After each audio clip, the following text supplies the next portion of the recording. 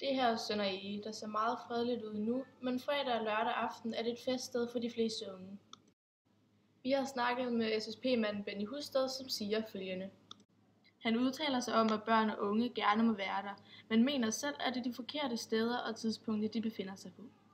Der har også været hændelser med hash og andre stoffer, som han er meget imod, og mener, at hvis man ved noget, så skal det straks til politiet.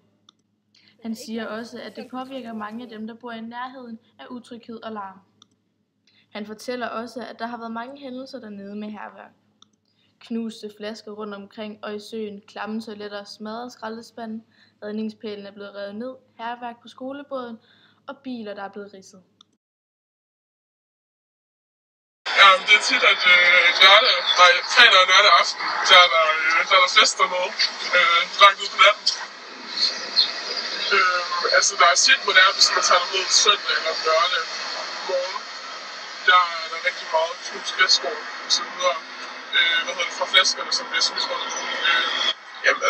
Nu er jeg jo en lille by, og så er jeg jo det sted, hvor folk samles, og det er ligesom bare et sted, så for at have det sjovt.